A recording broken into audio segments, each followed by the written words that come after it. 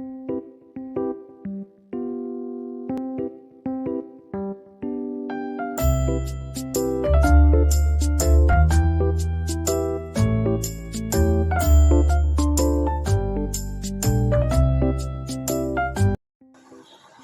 Everyone, welcome back to my channel. कैसे हैं आप लोग? आई होप अच्छे ही होंगे।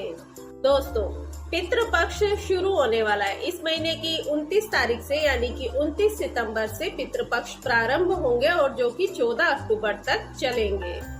पितृपक्ष का जो समय होता है वो 15 दिन वो समय होते हैं जब हमारे पितृ जो होते हैं वो धरती लोक पर विचरण करते हैं और हमारे आसपास रहते हैं। तो उस समय में कुछ ऐसे कार्य होते हैं जो कि हमें करने चाहिए और कुछ ऐसे कार्य हैं जो हमें नहीं करने चाहिए। तो आइए बात करते हैं उन कार्यों के बारे में जो कि हमें नहीं करने चाहिए। तो जो सबसे पहली बात है वो ये कि बहुत से लोगों का प्रश्न ये होता है कि क्या पितृपक्ष में हमें पूजा करनी चाहिए। तो जो हम रोजमर्रा की पूजा करते हैं, जो हम अपने मंदिर में पूजा करते हैं, वो पूजा हम कर सकते हैं। लेकिन वैसे ये माना जाता है कि अगर हम भगवान की कोई भी पूजा करते हैं तो वो पूजा हमारे पितृ ले लेते हैं, वो भगवान के पास नहीं पहुंचती है। तो इसलिए बहुत से लोग होते हैं कि वो इन 15 दिन में पूजा पाठ नहीं करते हैं। लेकिन अगर हम ऐसा करते हैं तो हमारा मंदिर सूना पड़ा रहता है। तो जो घर में की जाने वाली पूजा होती है, आप वो पूजा तो कर सकते हैं, लेकिन कोई भी बड़ा आयोजन, जैसे कि अगर आपको हवन करना है या कोई कथा या कोई ऐसे जनेऊ, मुंडन संस्कार, इस तरह का कोई बड़ा आयोजन करना है तो वो पितृपक्ष में नहीं करना चाहिए, क्योंकि कोई भी ऐसा कार्य नहीं करना चाहिए जो आप पहली बार कर रहे हो। इसी तरह कुछ लोगों के मन में शंका होती है कि क्या हम सूर्य को जल दे सकते हैं पितृपक्ष में। तो सूर्य को जल नहीं देना चाहिए। इतने हमारा पितृपक्ष चलता है, इन 16 दिन में हमें सूर्य देवता को जल नहीं चढ़ाना चाहिए।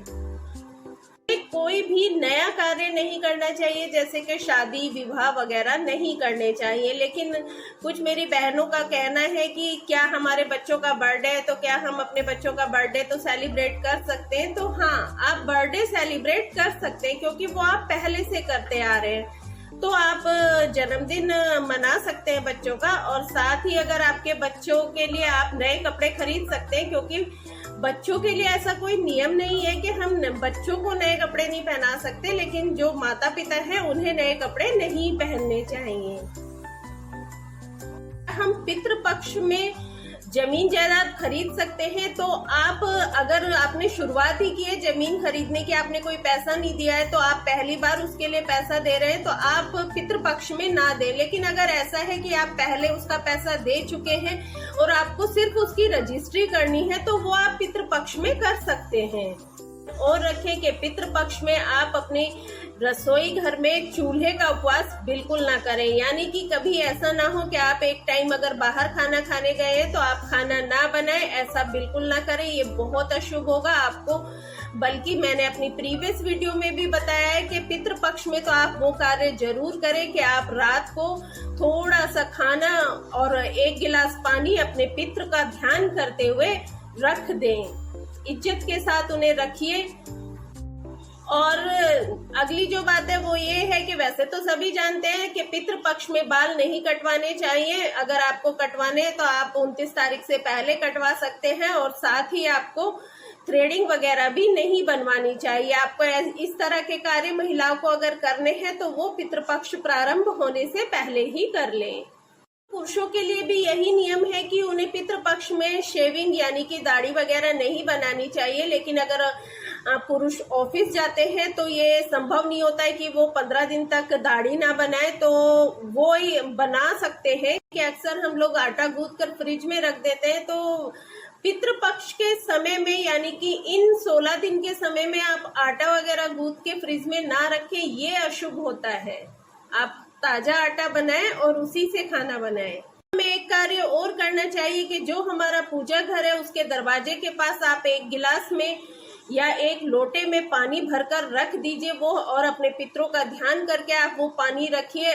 ये बहुत शुभ होता है, हमारे पितृ इससे प्रसन्न होते हैं, और अगर हमारे ऊपर कोई मतलब परेशानियां होती हैं तो वो सारी की सारी टल जाती हैं। आप उस पानी को प्रतिदिन बदलते रहिए, आदर के साथ आप वो पानी वहां रखिए। एक बात का ध्यान और रखें कि पितृ पक्ष में आप किसी भी पक्षी का, जानवर का, इनका अनादर ना करें, इन्हें मारे ना। जैसे कि बिल्ली है, कुत्ता है, इन्हें ना मारे, क्योंकि पता नहीं हमारे पितृ जो धरती लोक में उस समय विचरण करते हैं कि वो किस रूप में हमारे पास आए, ये देखने के लिए कि हम किस तरह रह रहे हैं। अगर हम इस तरह से किसी भी जानवर का अपमान करेंगे तो वो इससे हमारे पितरों को भी दुख होगा। और मतलब वैसे भी आप लोग जानते ही हैं कि हमें कभी भी किसी पशु पक्षी को, मूक जानवर को मारना नहीं चाहिए। और अगर आपको कोई भिखारी मिलता है तो कभी भी भिखारी को खाली हाथ ना लौटाएं। आप इस समय में दान जरूर करें, जितनी आपकी सामर्थ्य हो आप उतना दान करें। अपने पितरों को ध्यान करते हुए आप दान करें तो इससे इसका जो है बहुत ही शुभ परिणाम आपको मिलेगा। इसके साथ ही हमें एक कार्य और करना चाहिए कि पितृ पक्ष में प्रतिदिन हमें पीपल के वृक्ष पर जल जरूर चढ़ाना चाहिए। मिठाई का भोग लगा करके आप जो वो मिठाई आप गरीब बच्चों में बांट सकते हैं, इससे भी हमारे पितृ प्रसन्न होंगे। और अगली जिस बात का ध्यान रखना है वो ये है कि हमें पितृ पक्ष में कभी भी मांस, मछली, मदिरा का सेवन नहीं करना चाहिए। लहसुन प्याज का सेवन भी नहीं करना चाहिए। पूर्ण रूप से सात्विक भोजन ही करना चाहिए। एक बात और ध्यान रखें कि जो भी अगर हमें अपने पितरों का तर्पण करना है या जल देना है उनके नाम से, तो ये कार्य हमारे घर के बड़े बेटे को ही करना चाहिए, क्योंकि पितृ दोष भी अगर लगता है तो वो घर के बड़े बेटे पर ही लगता है। वो ये कि जो दक्षिण दिशा होती है वो पितरों की दिशा मानी जाती है। तो इस समय में अगर आप पितरों के लिए कोई भी कार्य कर रहे हैं तो वो दक्षिण दिशा की तरफ ही करें। जैसे कि अगर आप जल दे रहे हैं तो कोशिश करें कि दक्षिण दिशा की तरफ मुख करके दें, और अगर आप पितरों के नाम का दीपक जला रहे हैं तो उसे दक्षिण दिशा की तरफ ही जलाएं। का ध्यान रखें कि अपने मंदिर में कभी भी अपने पूर्वजों का जो फोटो है वो ना रखें। आप मंदिर में सिर्फ भगवान की तस्वीर और मूर्तियां ही रखें। अगर आपको अपने पूर्वजों की फोटो लगानी है तो आप उसे दक्षिण दिशा की दीवार पर लगाएं।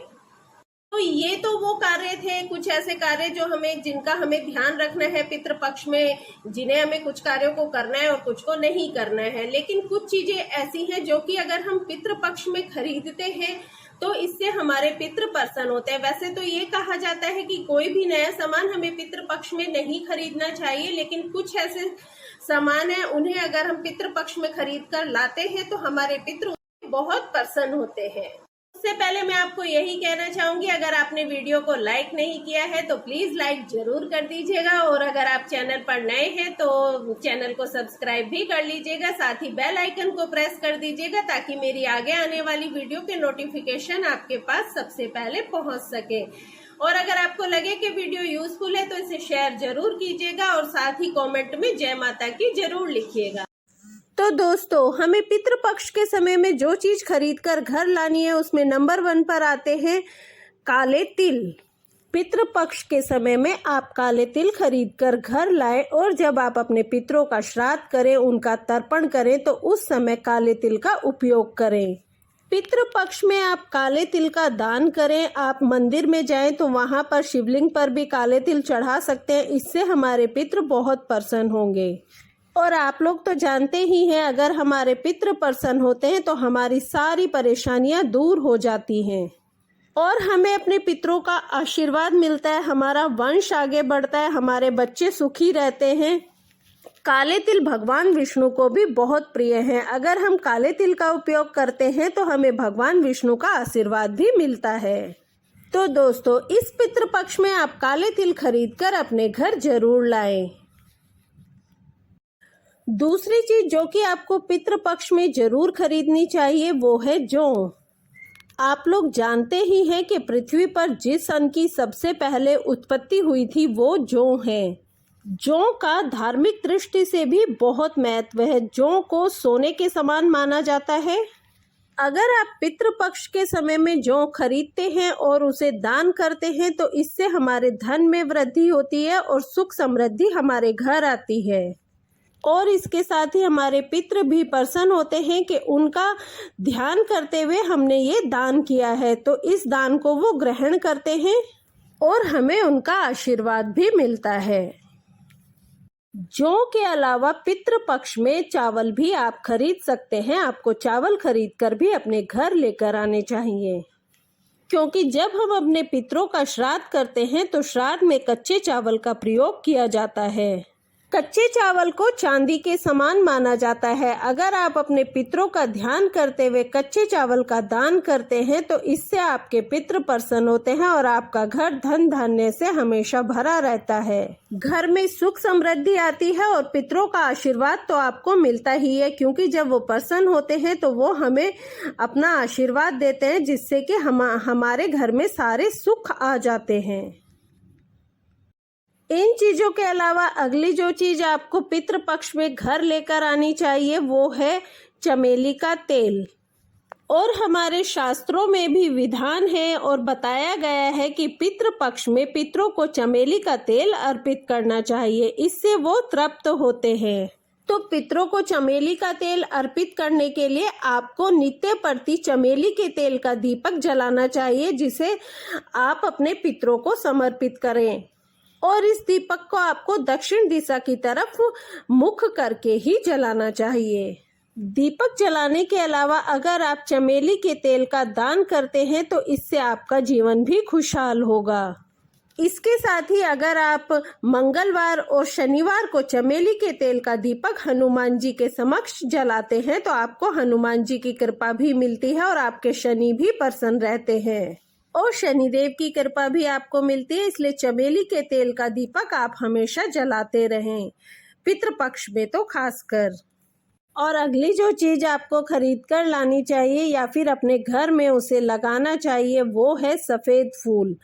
पितरों को तर्पण देने में सफेद फूलों का इस्तेमाल करते हैं, तो सफेद फूल हमारे पितरों को बहुत प्रिय होते हैं। अगर आप पितृ पक्ष में सफेद फूल घर लेकर आते हैं तो इससे हमारे पितृ प्रसन्न होते हैं। और वैसे भी सफेद फूल जो है वो शांति और सादगी का प्रतीक है।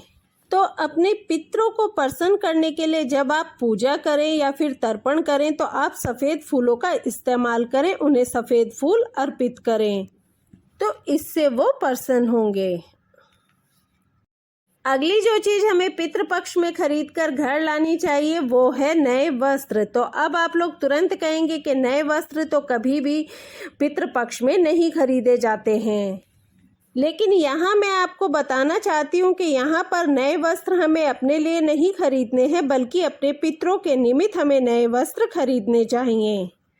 अगर हम नए वस्त्र खरीदकर पितृ पक्ष में ब्राह्मणों को दान करते हैं और अपने पितरों का ध्यान करते हुए हम उन्हें दान करते हैं तो इससे हमारे पितृ प्रसन्न होते हैं और खुश होकर हमें आशीर्वाद देते हैं, जिससे हमारा जीवन में सुख और शांति आती है। तो दोस्तों, ये थी वो कुछ चीजें जो कि हमें पितृ पक्ष में खरीदकर घर लानी चाहिए।